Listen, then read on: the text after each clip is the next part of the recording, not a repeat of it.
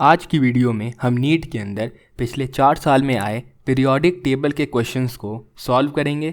तो pen paper लेकर बैठना एंड वीडियो पॉज करके पहले ट्राई करना एंड देन सॉल्यूशन देखना।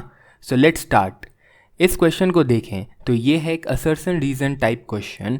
असर्शन है कि ट्रांजिशन एलिमेंट्स के लिए cross the period ionization enthalpy increase करती है और इसका रीज़न दिया हुआ है कि इनर डी ऑर्बिटल्स में इलेक्ट्रॉन्स के फिलिंग के कारण इफेक्टिव न्यूक्लियर चार्ज इंक्रीज करती है।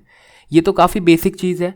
From left to right number of shells same रहते हैं लेकिन इलेक्ट्रॉन्स इंक्रीज हो रहे हैं तो इफेक्टिव न्यूक्लियर चार्ज बढ़ता है, जिसके कारण एटम को आयोनाइज करना मुश्किल हो जाता है and hence ionisation enthalpy increase करती है। So the correct option is option A, that is assertion भी सही है, रीज़न भी सही है और रीज़न असर्शन का सही एक्सप्लेनेशन भी है। नेक्स्ट क्वेश्चन पे चलते हैं। इसमें गिवन ऑक्साइड्स को न्यूट्रल, एसिडिक, बेसिक और एम्फोटेरिक इस सीक्वेंस में अरेंज करना है। तो जेनरली मेटल ऑक्साइड्स बेसिक होते हैं, वही नॉन मेटल ऑक्साइड्स एसिडिक होते हैं। जैसे यहाँ पे CO2 हो गया एसिडिक, CaO हो गया बेसिक, लेकिन कुछ एक्सेप्शंस भी हैं जो तुम्हें याद रखने होते हैं। जैसे NO न्यूट्रल होता है, ZNO एम्फोटेरिक होता है। मैंने ब्लॉक केमिस्ट्री वाली वीडियोस में कवर किया हुआ है, देख सकते हो। एंड हेंस करेक्ट ऑप्शन हो जाएगा ऑप्शन बी। नेक्स्ट क्वेश्चन कह रहा है कि इनमें से कौन सा रिलेशनशिप सही है विथ रिस्पेक्ट टू स्टेबिलिटी। अगर तुम्हें याद हो तो इनर्ट पेयर इफेक्ट के कारण ग्रुप 13 में down the group +1 oxidation state की स्टेबिलिटी इंक्रीज करती है, वहीं +3 ऑक्सीडेशन स्टेट की स्टेबिलिटी डिक्रीज करती है। सिंस थैलियम ग्रुप में नीचे रहता है, हेंस थैलियम 1+ ज़्यादा स्टेबल होगा थैलियम 3+ से एंड हेंस TLI ज़्यादा स्टेबल हो जाएगा TLI 3 से। Hence A is the correct option.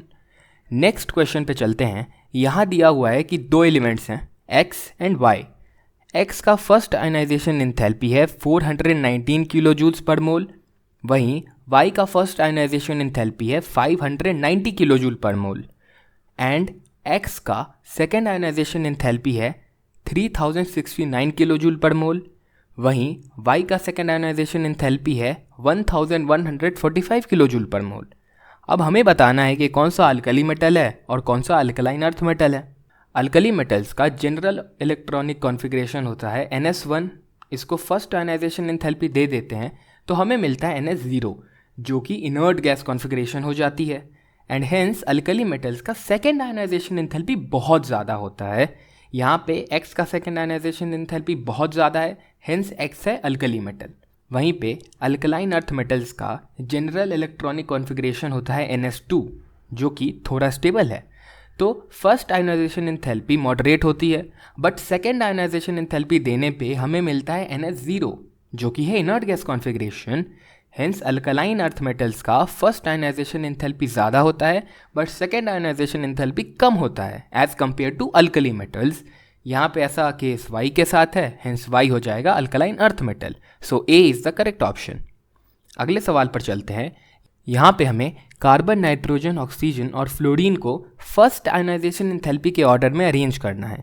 तो पहली बात तो across the period effective nuclear charge बढ़ने के कारण आयोनाइजेशन एंथैल्पी इंक्रीज करती है, तो ऑर्डर होना चाहिए कुछ ऐसा, बट ये हो जाएगा गलत। क्यों, बताता हूँ। अगर हम नाइट्रोजन का इलेक्ट्रॉनिक कन्फिग्रेशन देखें तो हमें दिखता है half filled p subshell, that means more stable and hence nitrogen की आयोनाइजेशन एंथैल्पी ऑक्सीजन से ज़्यादा हो जाती है एंड सही आंसर हो जाएगा ऑप्शन सी। नेक्स्ट क्वेश्चन में हमें बताना है IUPAC नेम एलिमेंट नंबर 119 का। काफ़ी इजी सा क्वेश्चन। 1 के लिए अन, फिर से 1 के लिए अन, 9 के लिए एन और लास्ट में लगाते हैं ईएम, तो हो गया अन एनियम। ऑप्शन डी सही आंसर। नेक्स्ट क्वेश्चन को देखें तो इसमें हमें इनकरेक्ट मैच को पहचानना है। प्योरली मेमोरी बेस्ड क्वेश्चन है, कोई कॉन्सेप्ट नहीं लगा सकते।